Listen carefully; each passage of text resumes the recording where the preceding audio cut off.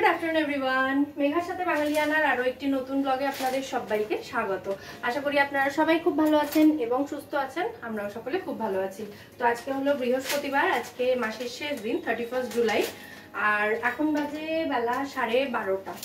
আমি এখন ঠাকুরের মানে পুজো দেওয়া হয়নি এখনো, স্নানটা করে এসে, আজকে প্রচুর কাজকর্ম ছিল, স্নানটা করে এসে এই জাস্ট মানে ঠাকুরের জন্য একটু সিমুই বানাবো, মানে পুজোতে দেব, সিমুই বানাবো।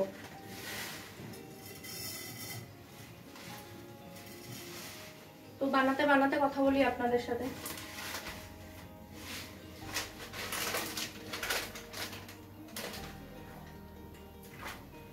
আজকে যেমনটা বললাম প্রচুর কাজকর্ম করেছি। সকালবেলা একটু ক্যামেরাটা অন করেছিলাম অবশ্যই, কিন্তু এই নিজে এসে কথা বলছি এখন, এর আগে সময় হয়ে ওঠেনি। আজকে সারা সপ্তাহে যত রসুন লাগে সেই রসুনগুলো ছাড়িয়েছি, তো ওখানেই বুঝতে পারছেন অনেকখানি টাইম লাগে।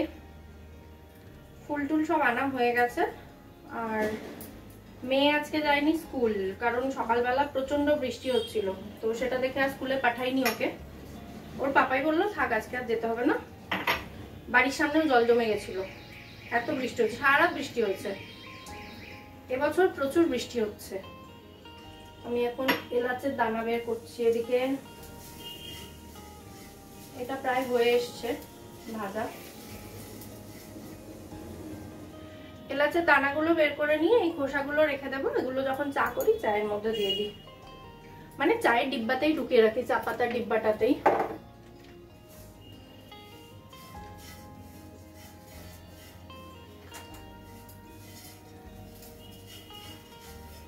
সকাল থেকে কি কি রান্না হয়েছে সেগুলো তো দেখিয়েছি আপনাদেরকে, না দেখাইনি, সম্ভবত ওটা ভয়েস ওভার দিয়ে অ্যাড করতে হবে, তো সেই জন্য ওটা এর পরে অ্যাড করব। তো রান্না বান্না বেশ কিছু হয়েছে, তবে আমার জন্য একটু ডিম ভাজতে হবে, কারণ আমি চিংড়ি মাছ খাই না, মানে ভয়ে খাই না, ভীষণ ভালোবাসি খেতে, তবে ভয়ে খেতে পারি না। হয়ে গেছে বেটু? বেটু এখন ড্রেসিং টেবিলের সামনেটা ডাস্টিং করলো, তারপরে এবার ঘর মুছবে। আমি ঘরটা সমস্ত ঝাড় দিয়ে তারপরে স্নান করে এসেছি। বেটু আছে তো বাড়িতে, আমার এই একটা কাজ কম হয়ে যায়, মানে অনেক কাজই করে দেয়। জামা কাপড় কাঁচা হয়ে গেলে মেশিন থেকে জামা কাপড় বের করে দেওয়া, কিছু কিছু দিন সেগুলো মেলে দেওয়া, ঘর মুছে দেওয়া, এই যে ডাস্টিং করা টুকটাক। ড্রেসিং টেবিলের সামনেটা একটু ধুলো পড়েছিল, রাস্তার পাশে বাড়ি তো একটু ধুলো হয়, তো সেই সমস্তগুলো করে দেওয়া, সবকিছু ওই করে দেয়। সকালবেলা স্কুলে যায়নি, তো যে টাইমটায় ঘুম থেকে ওঠে ওই টাইমটা উঠে পড়াশোনা করলো একটু। এটা ভাজা হয়ে গেছে সিমুইটা, ঘি দিয়ে ভেজে নিয়েছি, এবার দুধটা অ্যাড করে দেব, কাঁচা দুধই দেব।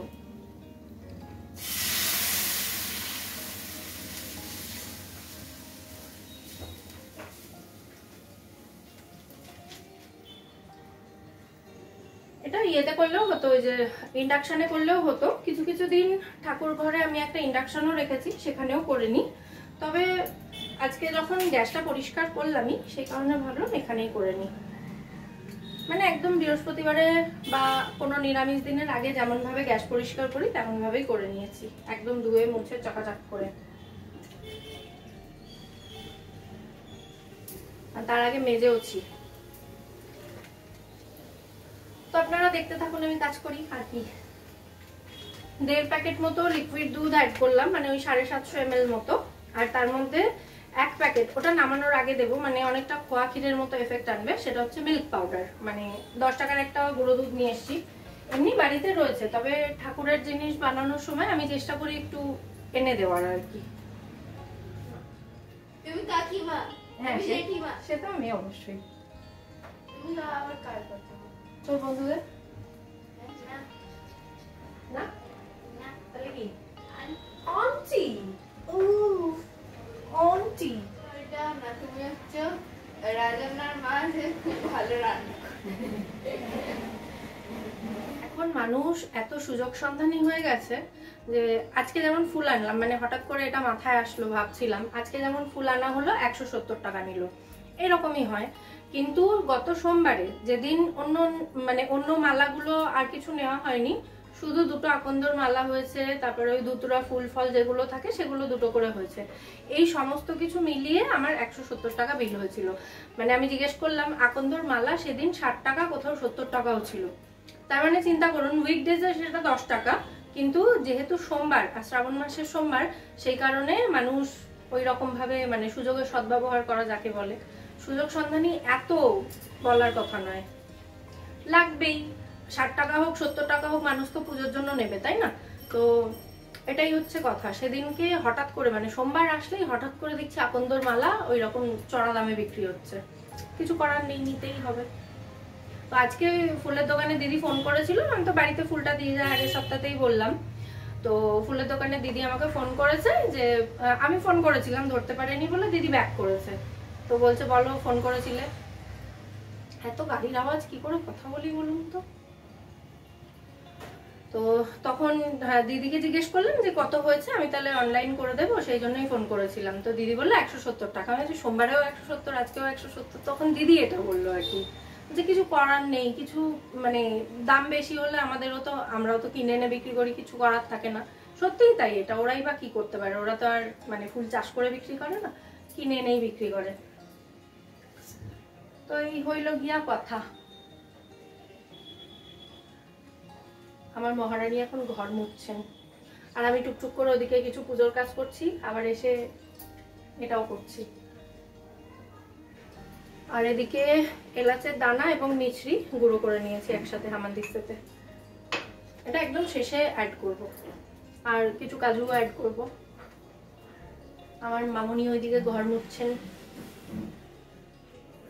সবার পুজো হয়ে গেল, আর আমার এখনো শুরুই হলো না। কত কাজ। আর হাজবেন্ড ফোন করলো যখন, ওকে বললাম যে সকাল থেকে আজকে প্রচুর কাজ। বলছে এই তো সব কাজ হয়ে গেছে, এবার জাস্ট খাবে দাবে আর শুয়ে পড়বে। আমি বললাম হ্যাঁ, আর ভিডিওটা হাওয়াই হবে।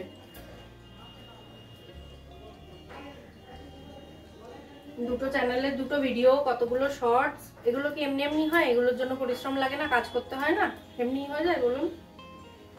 ভিডিও শুট করা থাকে, ভিডিও এডিট করা থাকে। এই চ্যানেলে তো তাও এই গল্প করছি, এটাই হয়ে যাবে ব্লগ। তো এর জন্য আলাদা করে আমায় কিছু করতে হবে না। কিন্তু আমার কুকিং চ্যানেলটা, যেটা আমার মেইন চ্যানেল, যেটা আমার সোর্স অফ ইনকাম, তো সেটার জন্য আমাকে তো আলাদা করে কন্টেন্ট তৈরি করতেই হয়, কিছু করার নেই। ওর জন্য তো খাটনি থাকেই, যারা করে তারা বোঝে।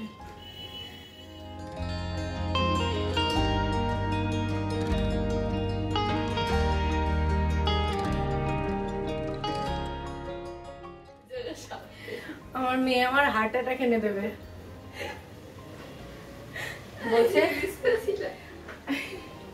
আজকে ডাইসেকশন প্র্যাকটিস করবে। তো আমাকে বলছে চলো আজকে তোমাকে ডাইসেকশন দেখাবো, বাড়িতে প্র্যাকটিস করবো, দেখাবো। হ্যাঁ, ফ্লাওয়ারেরটা সেটা আমাকে কালকে বলেছে, আমার জন্য একটা হিবিস্কাস রেখো, গাছে জবা ফুল আছে যে কটা, বললে একটা রেখো, বাদ বাকি তুমি পুজোতে দিও। জিজ্ঞেস করছে বাড়িতে সাপ আছে তো? মানেটা কি? বলছে না না না না, সাপ না, হিবিস্কাস লাগবে। ওদের কি সাপ দিয়ে কি করায় তোদের?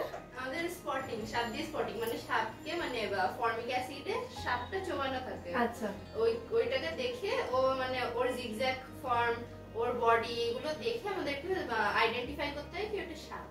কিন্তু আমার তো পিলে চমকে গেছিল। আর ভুল করে স্পটিং আর ডাইসেকশনে একটু মিক্স হয়ে গেছে। মাঝে মধ্যে আমাকে জিজ্ঞেস করে বাড়িতে অনিয়ন আছে তো? হ্যাঁ, সে তো থাকেই। বলছে ঠিক আছে, আমাকে একটা দিও, স্কুলে নিয়ে যাব। ওদের ওই কিছু পেঁয়াজ দিয়ে কিছু করায়, মানে সবই ওই প্র্যাকটিক্যাল কাজকর্ম হয়। হ্যাঁ, ওই অনিয়ন পিলটাকে নিয়ে ওইটাকে কেটে ওইটার যে সেলগুলো থাকে ওগুলো দেখতে হয়। তারপর কি বলে মুখের ভেতর থেকে নাকি কি কিছু পার্টিকেলস নিয়ে আসে। কি নিয়ে আসে? কি টেস্ট হয় ওটাতে?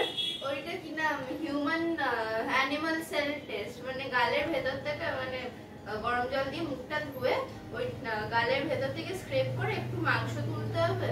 ওই মাংসটাকে মানে যার যারটা সে নিজেই করবে, আর সবার আলাদা আলাদা কিট রয়েছে, মানে সবাইকে আলাদা কিনতে হয়েছে, যার কিটটা সেই ইউজ করে ওইসব টেস্ট ফেস্ট করে।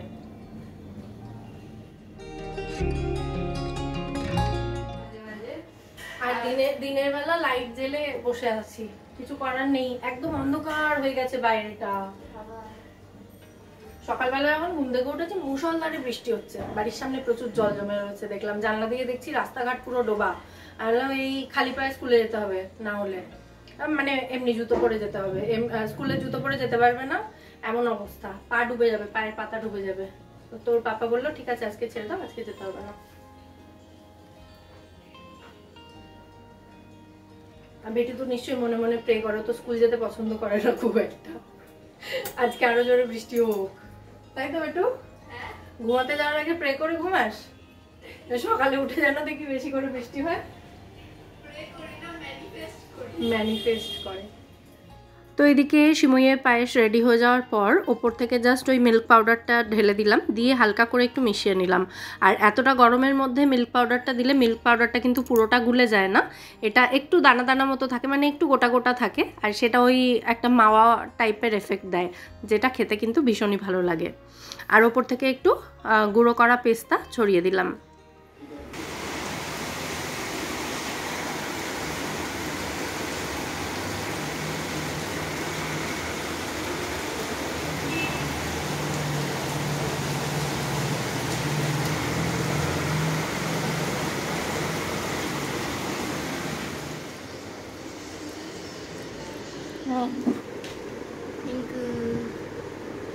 একটা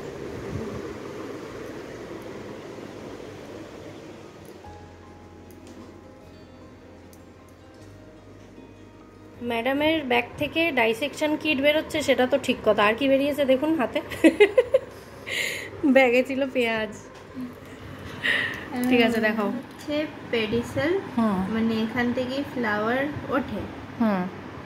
এন্ড এই জায়গাটা হচ্ছে এপিক্যালিক্স। আচ্ছা, এটাকে দেখা